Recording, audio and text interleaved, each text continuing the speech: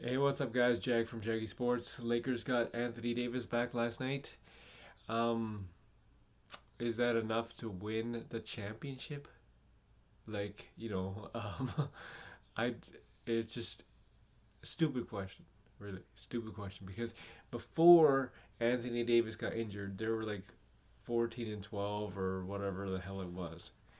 Now everybody's thinking, oh yeah, Anthony Davis is back, kind of thing, blah blah blah. It's gonna solve all their problems. Well, it's not. But you guys be the judge. I don't think championship needs to be mentioned in the Los Angeles Lakers. I'm worried about them getting past the first round. That's how I feel about the Los Angeles Lakers in all seriousness.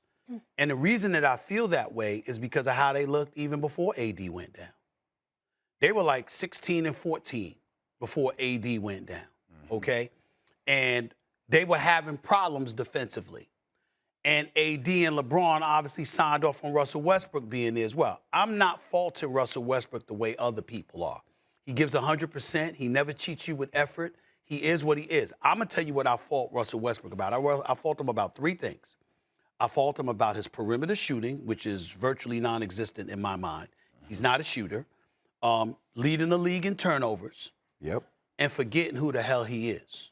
And what I mean by that is, forget about what people say you can't do. Do what you know you can do. When he was player of the month in 2020 and he averaged 27 for the season against the Houston Rockets, he came on strong over the last several months because he attacked the basket with vigor and he forced you to deal with him. He ain't worried about what you would talk about he couldn't do. He attacked, okay? He was in attack mode and attacking that basket. I think that's what he needs to get back to. And outside of that, here's what I would address to you about Frank Vogel. First of all, as it pertains to AD, people walk around. I'm appalled at his 17% shooting from three-point range. He's completely lost his perimeter shot. But he's still averaging 24 and 10. AD is AD. I mean, this brother's big time. Now, he might not be a top 5 player in the world right now, but the brother big time, and people talking about him like he's some scrub. AD ain't no damn scrub. AD is very formidable. And LeBron is playing like an MVP candidate. It's just that the Lakers have been so sporadic, we can't consider him for MVP because obviously he has some leadership responsibilities as well, and people are looking at it from that perspective as well. But numbers-wise, LeBron is right there. I've never advocated for Frank Vogel's firing. And that's what I want to make sure that I'm clear with you about. Okay. What I said was he will be the scapegoat. Russell Westbrook's making $44 million. Next year, he makes $47 million, okay? In the last year of his deal, assuming he opts in, which I believe he will, to get to $47 million, okay? So LeBron ain't going nowhere. AD ain't going nowhere. And they convinced Rob Pelinka and Jeannie Buss to sign on Russell Westbrook, so the team that you assembled is the team that you assembled. That's their responsibility as well as Rob Pelinka. Rob Pelinka ain't going to fire himself. I don't think Jeannie's going to let go of him. And when Magic Johnson is tweeting that there's no excuse for this, and I'm saying it's cold because it's time for a change, the one thing that I am critical of Frank Vogel about, and I'm not saying he deserves to be fired, I'm saying you wasn't the first choice. That was Ty Lue. You wasn't the second choice. That was Monty Williams. You wasn't the third choice, which was Jason Kidd. It's just that they couldn't hire Jason Kidd, they felt, because of off-court transgressions from years earlier, which should have never been the issue with hiring Jason Kidd. Frank Vogel was here on Get Up. He was working at ESPN, okay? He wasn't there. He took that $5 million a year, and you went there. But the reason why you were head coach is because defense was your signature. You cannot be Frank Vogel and have a team 18th in defensive efficiency, 27th in points allowed. You cannot have Can we that. get to the real crux of the problem? You see, when LeBron James was with Miami, who was Pat Riley. leading LeBron James? Pat Riley. Okay. And D-Wade. With the exception of Cleveland, where Kyrie made an incredible shot down the stretch, right? I still give him a lot of credit. I think what happens with LeBron is that people acquiesce to what he wants so much. And I'm not saying that LeBron can't make incredible decisions. Sure. But there's nobody saying, no, Right. this is going to be the way that we're going to do this. Right. And I think culturally, that's what happens with the Lakers right now. 1,000% correct. That's their problem. 1,000% correct. But still in all, you've been around long enough to know what I'm saying is right. Even if it's not Frank Vogel's fault, you know we're going to take the fall. But that's my problem, though, Stephen A. I agree. I Do agree. you go to Phil Handy? And I love Phil Handy. Do you go to Dave Fisdale? Can I just like say his record is let me say nobody this to you. fixes Let that me say this problem. to you. I wouldn't hesitate to go to Phil Handy.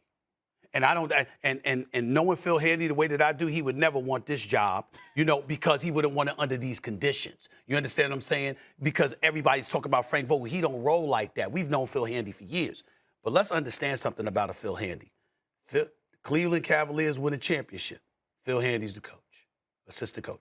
Assistant. Never been a head coach. Toronto wins a championship. Phil Handy's an assistant coach at Toronto. Lakers win a championship. Phil Handy's. Damn. How many places do you have to be before you? There's plenty of coaches that have never been assistants that have gotten head coaching jobs. How come a guy that is an assistant, that is huge on player development, how come he can't be considered? Because it automatically sets him up for failure right out of the gate. Okay. And I think if you're Phil Handy, you can't take that out. No, I'm saying I don't think he would. Okay. But what I'm saying is, to address your question, I'm saying I agree with you because of the conditions that exist with the Lakers. But don't tell me that it would be, something that's utterly ridiculous if the Lakers sat up there and said, well, the hell with all that. We're looking at him over a Fizdale or somebody else. Because at some point in time, you got to be like a Pittsburgh Steeler. Mike Tomlin was a coordinator. You got to give somebody a chance. And there's something about them that can galvanize people to maximize their potential. I think Phil Handy's that kind of guy. That's how much I believe in him. I'll say this to you. If I were the Knicks, and of course I wouldn't, there's a Tom Thibodeau. There's a Tom Thibodeau. But would I hire somebody like that? Yes. Would I hire Mark Jackson? Yes. I would do that. Mark Jackson was never an assistant. Mark Jackson goes to Golden State, and he built the foundation that Steve Kerr piggybacked off of, and Steve Kerr took it to another level and deserves credit. But there's nothing wrong with taking that chance. Understand. There's nothing wrong with that. I just don't think Phil Handy will want that situation, nor will he fix some of the immediate issues. Right. The question is happening. It was trending last night on Twitter, and it made me think, damn. Okay. It really made me think. Okay. Now, I know Russ was already there, but do you try to go back and get a guy like John Wall? Maybe see if you can get a guy like Eric Gordon with John Wall. No. Another perimeter shooter and a defender. John Wall got mad love and respect for him. John Wall hasn't played in a couple of years. I understand that. And word here, Phil. he's not a shooter. I agree with Stephen A. Smith. Before they were injured, or before he was injured, they were playing like crap.